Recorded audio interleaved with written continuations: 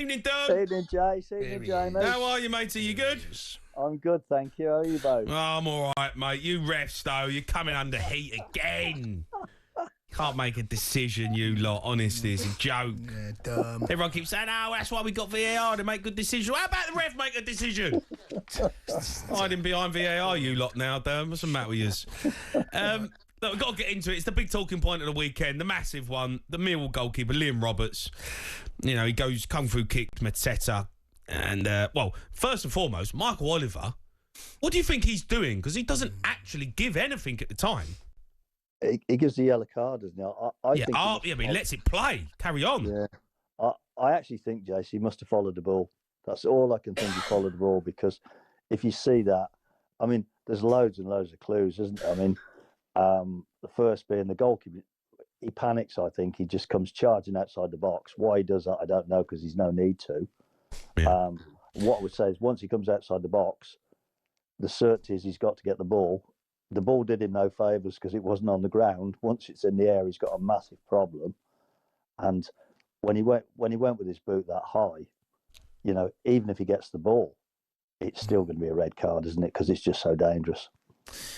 Yeah, that there is no place on a football field for that challenge. There is no place at all. It is it's horrendous. It truly is horrendous. And I feel for the keeper, because he hasn't meant it. But I don't think he's meant it, but he's got to live with this as well. So, but you can't be doing that on a football field. You simply can't. That I don't know. There's no sport where that is acceptable on a football field. And I know that getting kicked to the head. The problem is, Jace, he's gone with the best will in the world to play the ball. There's no doubt about that. But he's come rushing out of his penalty area, and I still don't know why, because I still don't think he just made a bad decision, isn't he? That's why he's playing at the level he's at. Do you know what I mean?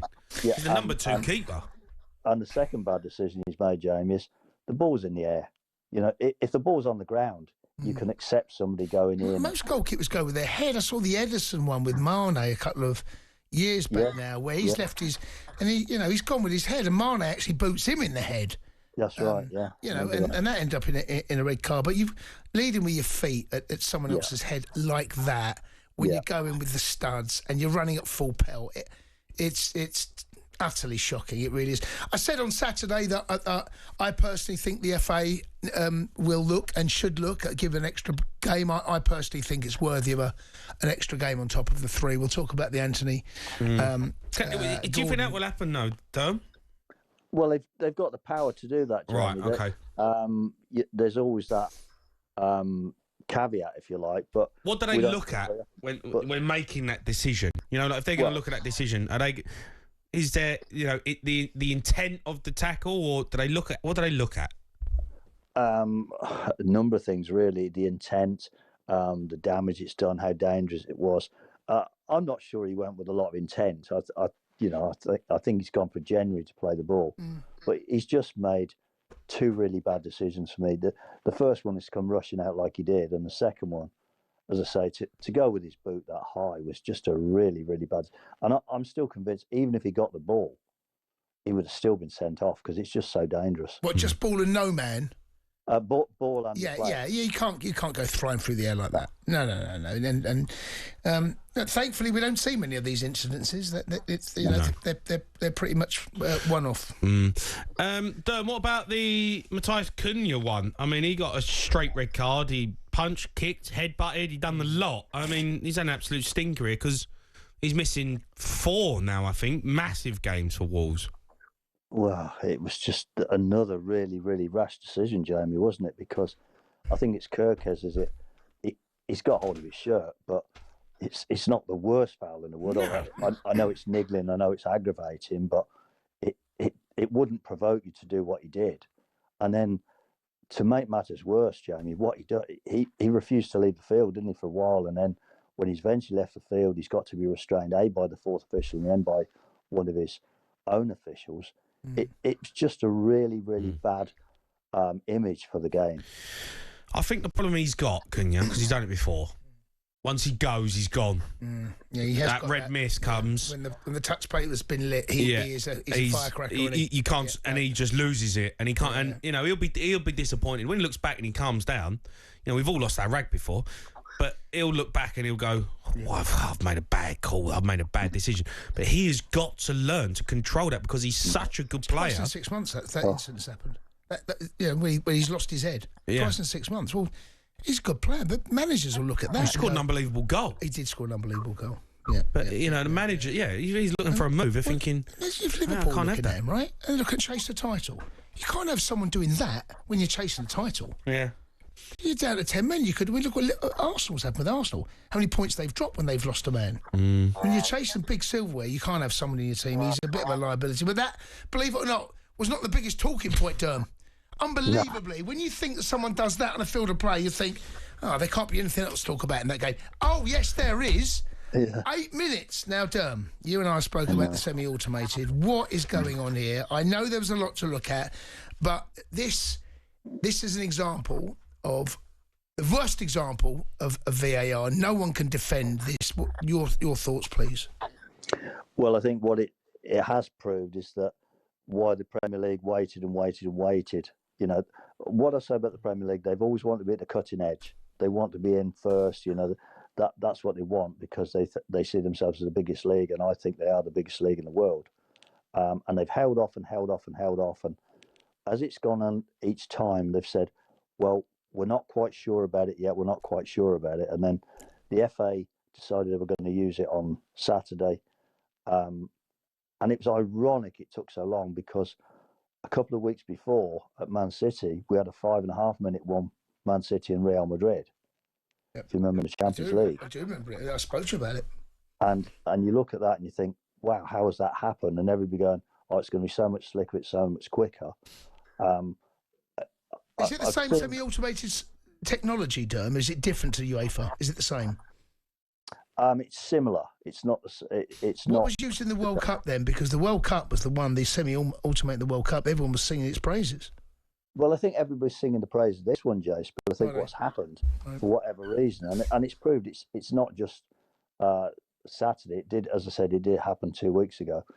It became very elongated because they checked for 2 different handball offences, which took time. Then they were saying the penalty area was pretty congested and they couldn't pick up the players, so they had to revert back to the VAR system, the crosshairs and such like. And I suppose what happens then is, I don't know, I wasn't sat there, but I can imagine the guy thinking, this is meant to be done in 25, 30 seconds. Now we're on 3-4 minutes, and he started to get worried himself. And it starts to take over, doesn't it? And I suppose on his mind is, whatever happens, I've got to get this right now. Yes. So you're almost in a situation where you think, well, I'm going to wait until I'm absolutely positive. But Derm, isn't there a situation where I know people say, we need to get the right decision, but doesn't it come to a point where if you're waiting that long, it's too close to call, right? So isn't there a cut-off point where you go, you know what, 2 minutes, if you can't get it in 2 minutes, it's too close to call. That's your stop-off, and it goes. We VAR, that's it, done. Can't come, the decision can't get made, and we go with the on-field decision or the goal. Because if it's that close, and there's that much to, figure out that it's millimetre mark, well, what's the point? I mean, no one's going to complain at that, are they? Well, I think that may well be one of the things that we see it tweaked all the time. It may well be in years to come that'll happen, Jamie. But unfortunately, when VAR started, and VAR is semi-automated byproduct of VAR, it was offside has to be yes or no. And then we had this, I think it was Lundstrom, wasn't it, for Sheffield United, was a toe offside at Tottenham. And people go, this can't be right. So a little tolerance level was put in. So they've tweaked it bit by bit. But maybe that's the next step. But at the moment, we're in this land of yes or no, and the graphics are going to set a timer, because if it's taking 2 minutes, then it's too close. So and no one's going to fight yes or no and be like, well, let's just get on with it. Do you know what I mean? Because 2 minute timer, surely. Trouble is, when it goes against you, you'll still be saying, yeah, I know, but it's so close. How can you go against it? Yeah, I just think it's ridiculous. Just quickly, Derm, the Anthony Gordon one, straight red? Yeah, I mean, I think there's two issues, Jamie. Firstly, the game has stopped, hasn't it? The whistle has actually gone. The referee's pulled it up. And then why he did what he did, I have no idea. You know, but once you throw two hands in somebody's face and aggressively like that, you're going to get sent off. I don't think there's any doubt about that. Misses the Carabao Cup final as well. And that's just a terrible, terrible byproduct of it, isn't it? But I don't like that rule.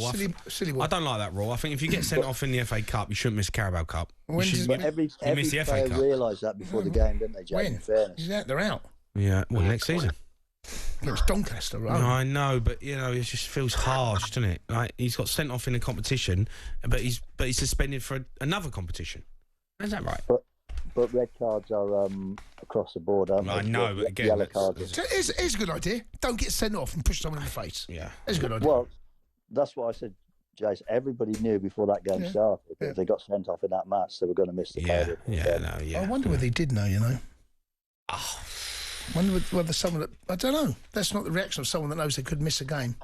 I agree with that. Petulant. I wonder whether they were aware. I wonder whether Newcastle let the players down a little bit there. I wonder. Be interesting to know if they did know before the game. I wonder. Yeah, it's a shame because he's a good player and they're going to miss him, that's for sure. All right, Derm, top man, mate. Thanks for coming on. Nice to speak to you, both. Have a great week, both. The Sports Bar with Jamie O'Hara and Jason Cundy. Monday to Thursday nights from 10 on AM, on DAB, via the talkSPORT app and on your smart speaker. talkSPORT.